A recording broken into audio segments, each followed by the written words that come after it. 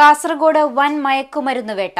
കാറിൽ കടത്താൻ ശ്രമിച്ച 56 ഗ്രാം MDMA-യുമായി പാറപ്പള്ളി കാട്ടിപ്പാറ സ്വദേശി മുഹമ്മദ് ആഷിഖിനെ എക്സൈസ് സംഘം പിടികൂടി.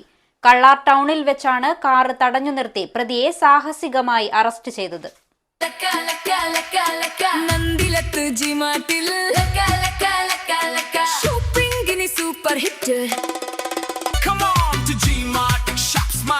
Celebrate lucky draws, exciting prizes. Laka laka, don't be late. Mandilatte G-Martil.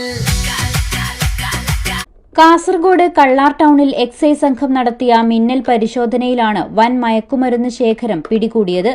രഹസ്യവിവരത്തെ തുടർന്ന് തിങ്കളാഴ്ച വൈകുന്നേരത്തോടെയാണ് എക്സൈസ് സംഘം പ്രദേശത്ത് വലവിരിച്ചത്.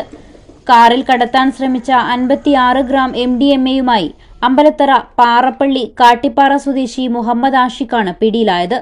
30-കാരനായ ഇയാൾ നിലവിൽ കള്ളാറിൽ വാടകയ്ക്ക് താമസിച്ചു വരികയായിരുന്നു. എക്സൈസ് സർക്കിൾ ഇൻസ്പെക്ടർ VV പ്രസന്നകുമാറിന്റെ നേതൃത്വത്തിലുള്ള സംഘമാണ് വാഹനം തടഞ്ഞു നിർത്തി പ്രതിയെ കീഴടക്കിയത്. പ്രിവന്റീവ് ഓഫീസർമാരായ K Unnikrishnan, Joseph Augustine, P Manoj, TV Geetha, civil excise officer TV Athul, driver Michael എന്നിവരും പിടികൂടിയ സംഘത്തിൽ ഉണ്ടായിരുന്നു.